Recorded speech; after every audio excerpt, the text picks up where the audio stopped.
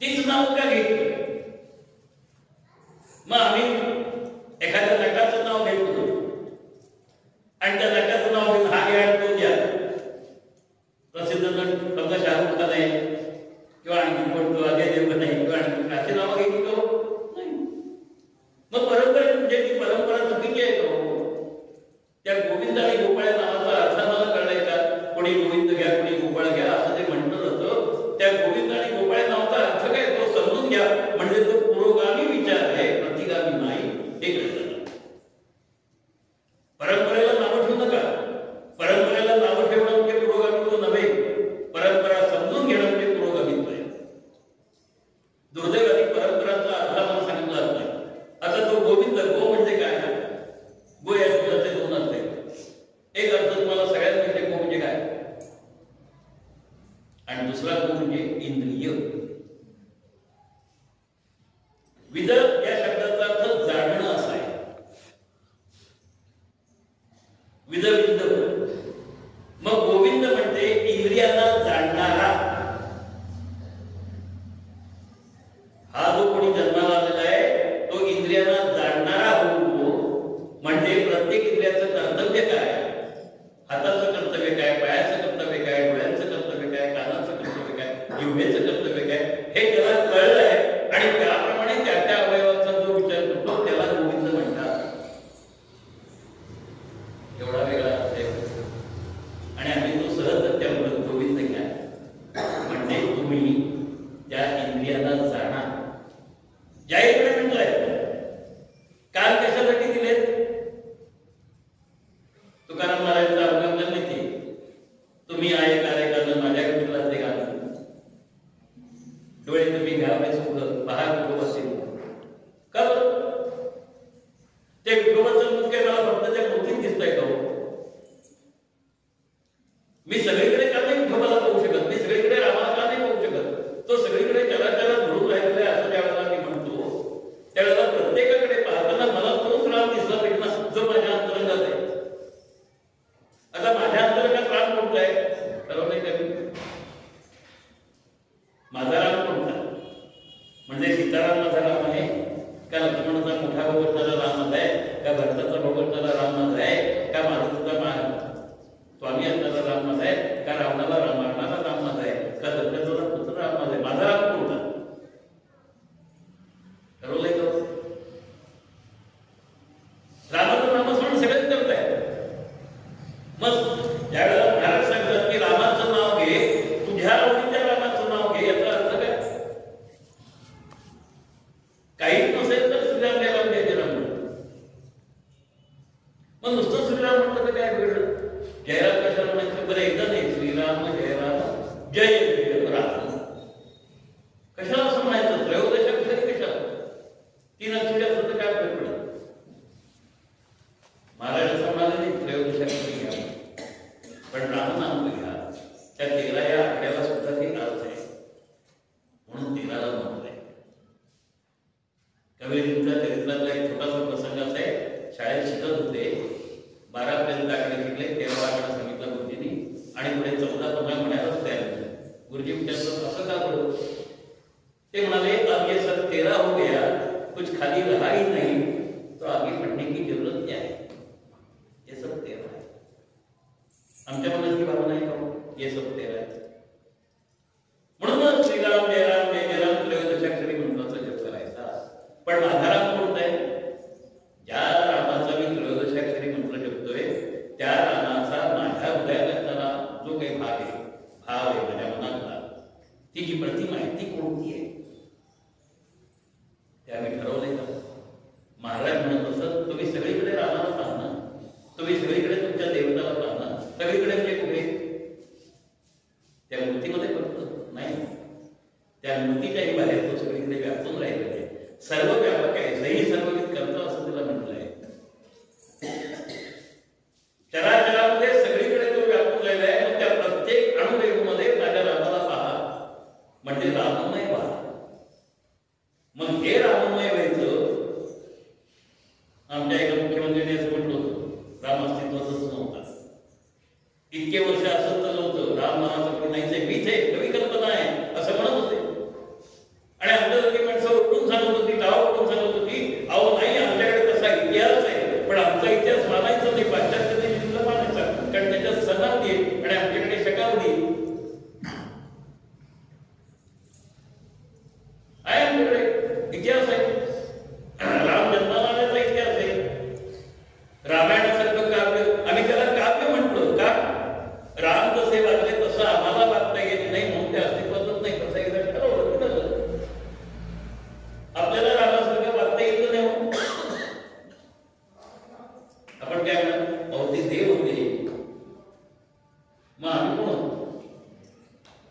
ज्ञानेश्वर महाराजांची साक्ष काय सांगते, आता विश्वात्मक केले.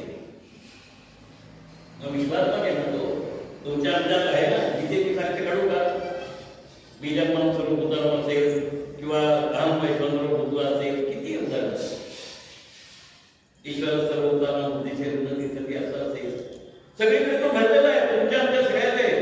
कसं आहे, एक उदाहरण सांगतो. संवाद सारा बंद करायचं, आपण ठरवा, नाही तर चालू दे. तुमच्या आमच्या शरीरात असणारा तो परमात्मा आणि राम एकच आहे, पण आम्हाला तो दिसत नाही. का दिसत नाही? आम्ही त्याच्याकडे नीट पाहत नाही. आता नीट पाहायचं म्हणजे नेमकं काय करायचं कळलं पाहिजे ना.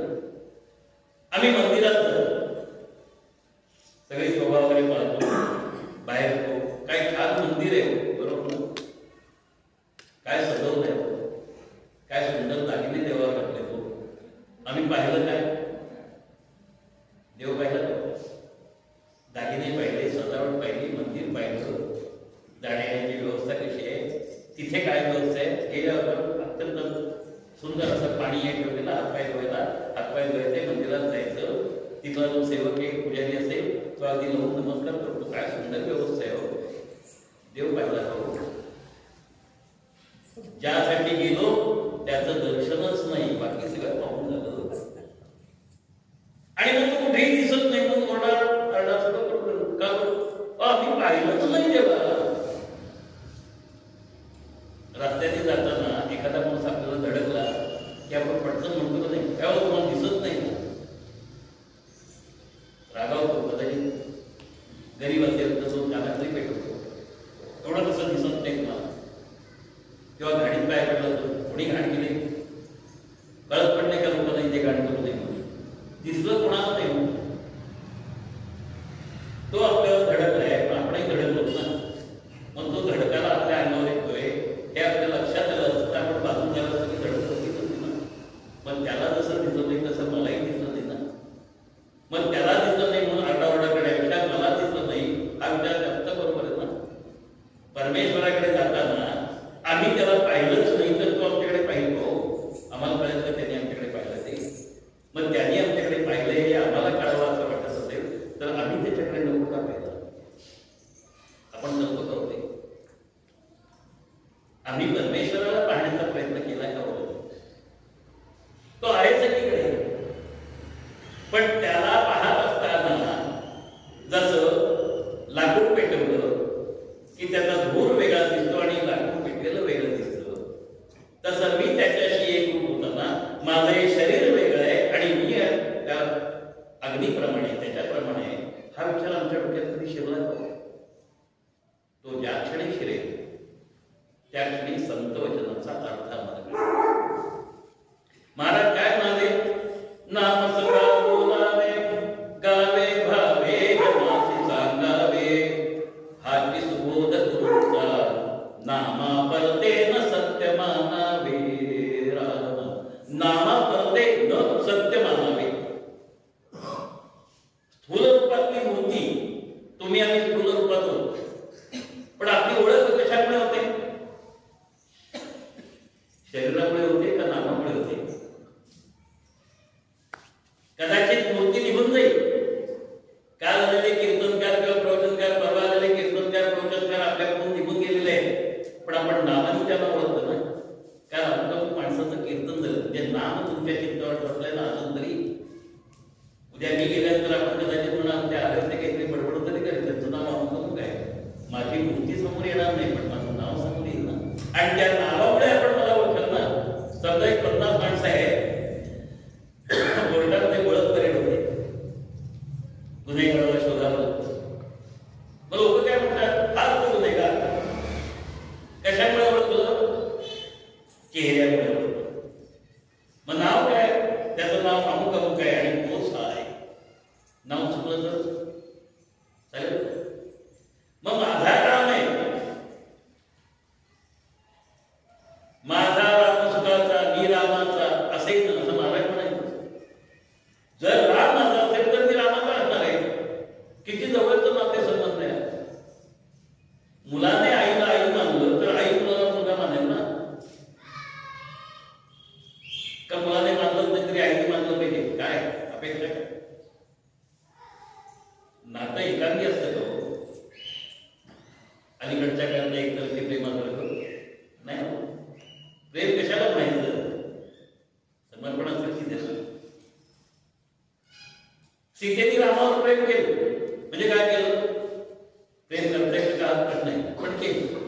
समजण्यासाठी.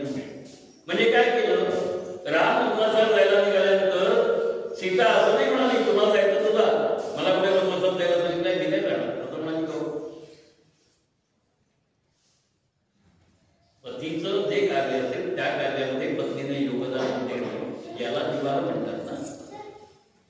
लग्न या शब्दाचा अर्थ आहे नाती चलावी नाती चलावी नाती चलावी धर्मेच्या अर्थाच्या कामीच्या शपथ घेतली. पण नेमकं काय, दोघांनी एकमेकांच्या धर्माच्यासाठी अर्थ म्हणजे पैसा मिळवण्यासाठी आणि वासनातृप्तीसाठी दोघांनी एकमेकांना सहकार्य दिलं पाहिजे, तर त्याला पती पत्नीचं नातं म्हणतात ना. मग असे पती पत्नी भाव म्हणून महाराज सांगत असतील तर ते चुकीचं आहे का हो. पण आमच्या अलीकडच्या महिला मंडळाच्या विषयीचा मत काय असतं, मुलगा चांगला बघावं ठीक आहे, आणि मग मुलीला काय सांगायचं, तू स्वतःच्या पायावर उभे राहायला शिको. म्हणजे काय, दुसऱ्याच्या पायावर उभे शिको. मग ज्या मुलाला आपल्या मुलीला सांभाळता येत नाही आता आम्हाला आधीच वाटलंय, त्या मुलाची लग्न विचार करून द्यायचं. स्वतःच्या पायावर उभे राहा म्हणजे काय, कोणत्या अर्थाने स्वतःच्या पायावर उभे राहा. तो बसू शकत नाही, खायला प्यायला घालू शकत नाही, या काय नाही. एवढी मी शिकले कशासाठी असं म्हणणारी मुलगी, शिक्षण ते फक्त नोकरीसाठी असतं तो. आणि काय शिकलो आपण शाळेमध्ये ते मिळवलं, it is a kind of collection of information, nothing else. आम्ही माहिती गोळा केली, बाकी काय केलं, काय शिकलो तुम्ही, आई वडिलांना नमस्कार कर, मोठ्यांना आदर ठेव. शिकलो का हो शाळेत, कुठल्या शिक्षणाने शिकवलं का, मोठ्यांचा आदर करावा, आई वडिलांना नमस्कार करावा, देवाला नमस्कार करावा, असं कुठल्या शाळेत आहे का नाही. मग शाळेत शिकलो म्हणजे काय केलं, आम्ही इंग्रजी मुलांना शिकलो ABCD म्हणजे आम्ही शिकलो. ते शिक्षण घरातही कोणी शिकवू शकत होता, शाळेत न जाता सगळं शिकलो ना आम्ही. लहान मुलाला कडेवर फिरणाऱ्या माणसांना येतं ना, ही तुझी आई आहे, तुझे बाबा आहे, तुझा दादा, तुझा काका, आणि ते मग तसं म्हणतात आई बाबा काका. त्याच्यासाठी शाळेत गरज होती. मग शाळेत कशासाठी जायचं, शाळेत वेगळं काय शिकवलं होतं. शाळेमध्ये सायन्स मध्ये आम्ही एक धडा शिकलो, मी सगळीकडे सांगतो, आपल्यालाही सांगतो, कदाचित मागे सांगितलं असेल. चहा नावाच्या पदार्थामध्ये टॅनिन नावाचं विष असतं, आपण रोज पिता का नाही. मग विष पिणं चांगलं आहे का, पिता नुसतं पित नाही, कोणी आला की चहा घे प्रेमाने, काय प्रेमाने बदल विष योग्य ठरवा. सायन्सने शिकवलं ना, सायन्सने शिकवलं उघड्यावरचे पदार्थ खाऊ नये, बरोबर आहे कुठे सांग, शास्त्राचे शिक्षक असतील तर मला त्यांना नाही. मग आम्ही टपरीवर ज्यावेळेला उभे राहून खातो त्यावेळेला उघड्यावरचे पदार्थ उघड्यावरच खातो ना, म्हणजे शास्त्राच्या विरुद्ध वागतो ना. मग आमच्या आई वडिलांनी आम्हाला सांगितलं की तुम्ही घरात खा, बाहेर खाऊ नका, तर ते प्रतिगामी का ते पुरोगामी, काय अर्थ काय प्रतिगामीच होतं. तिथे खाल्लं तरी चालेल, त्याला पुरोगामी म्हणायचं का. स्त्री पुरुषांनी परस्परांना उगाच स्पर्श करू नये असं आमचं शास्त्र सांगतं. पण आम्ही गेल्यानंतर पहिला हात पुढे करतो, याला पुरोगमित्व म्हणायचं का. स्त्रीने पुरुषाच्या आपल्या हातात घेणं किंवा पुरुषाने स्त्रीचा हातात घेणं याला पुरोगमित्व म्हणायचं का, त्याला व्यभिचार म्हणायचा. आपण ठरवलं संतांनी काय सांगितलं आम्हाला, स्त्रीने कुठल्याही पुरुषाला परत पुरुषाला स्पर्श करू नये असे सतिकात घेतलं. आमच्या समोर असणारी प्रत्येक स्त्री माते समान आहे, हा आमचा आदर्श, हा प्रतिगमित्वाचं लक्षण आहे. मी जाहीरपणे लोकांना प्रश्न विचारतो, ज्या स्त्रीने पुरुषाला जन्म दिला त्या स्त्रीला पूजेचा अधिकार नाही असं आपण कशाच्या आधारावर म्हणतात. मला जन्म तिने दिलाय, मग तिला अधिकार नाही आणि मला अधिकार आहे, असं काही शक्य आहे. जर कोणी म्हणत असेल स्त्रीला अधिकार नाही तर तो प्रतिगामी आहे. पण मी पुरोगामी नाहीये, मी शास्त्राला धरून आहे. शास्त्राने काय सांगितलं, स्त्रीला सगळे अधिकार आहेत. सगळ्या देवांची निर्मिती जर स्त्रीपासून झाली आहे तर तिला अधिकार नाही असं कसं म्हणायचं. एकाच परमेश्वरापासून आम्ही सगळे निर्माण झालो, तर हा ब्राह्मण, हा क्षत्रिय, हा वैश्य, शूद्र आले कुठं? एका विशिष्ट प्रसंगासाठी, विशिष्ट काळासाठी तुमच्या आणि माझ्या जसं अंतर आहे, मी आता इथे बसलोय म्हणून मी प्रवचन कराय, आपण सगळेच होते. पण उद्या आपल्यापैकी कोणी इथे बसतो आणि मी तिथे बसतो तर काय होईल? तोही प्रवचन करत होईल ना, का त्याला वेगळं काही नाव लावलं? काय जातीचा संबंध आहे? काही नाही. मग जातीभेद उघडून टाका असं म्हणणं, याला पुरोगामीपणा म्हणायचा का जातीभेद न मानणं याला पुरोगामीपणा म्हणायचं? उघडून टाकून कोणतीही गोष्ट नाहीशी होत नाही, ही आतून बाहेर पडायला नाहीशी व्हावी लागते. मग आम्हाला काय शिकवायला पाहिजे? जातीभेद नव्हताच कधी. रामाकडे जातीभेद होता का? शबरीला मात्र दिले एका मिनिटात जातीभेद आहे. मग आम्ही का म्हणतो? मग आम्हाला कोणीतरी सांगताय बाहेर तुमच्या धर्माप्रमाणे जातीभेद आहे. कोणी सांगितलं आमच्या धर्मात जातीभेद आहे? पांडुरंगाने अडवलं ना कधी? तुम्ही या जातीच्या माझ्या दर्शनाला म्हणून असं ती म्हटलं तो पांडुरंग कधी माणसाने काय म्हटलं मला समजू नका, कारण माणसाला माणूस कधी म्हणायचा अर्थच नाही. मग त्या पांडुरंगाचा दरवाजा सगळ्यांसाठी खुला व्हायला पाहिजे म्हणून सारे गोष्टी उपोषण दिले. माझं बलिदान झालं तरी चालेल, पण पांडुरंगाचं दर्शन सगळ्यांना मिळालं पाहिजे म्हणजे बरोबर. आणि पांडुरंगाचं दर्शन कोणाला व्हायला पाहिजे याच्यावर खल करणार ते प्रतिगामी. मंदिरात जायचं असेल तर त्याचं पावित्र्य टिकवलं पाहिजे असं म्हणणारे प्रतिगामी, आणि कोणालाही दर्शन मिळालं पाहिजे पुरोगामी. हा विषय कसा शक्य आहे?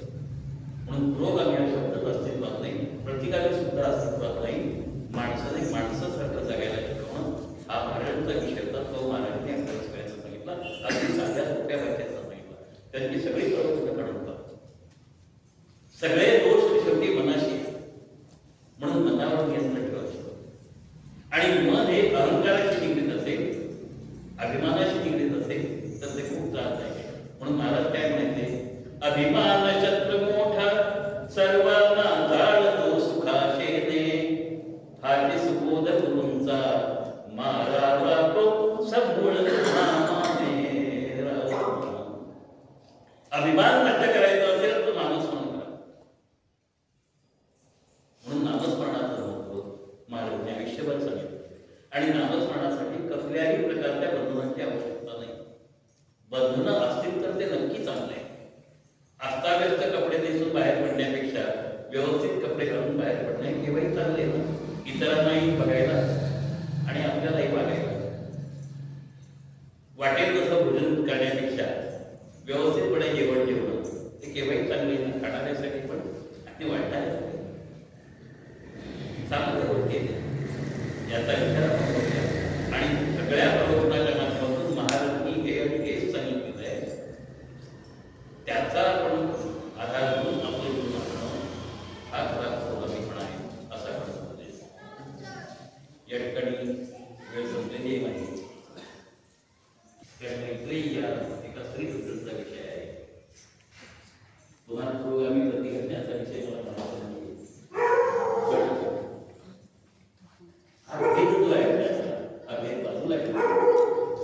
आपण सगळे एकाच परमेश्वराची लेकरं या भावनेतून आपण सगळ्यांनी त्याच्यामध्ये सहभागी व्हावं अशी प्रार्थना करतो. असायला न द्या आणि मग असं करायचं. आता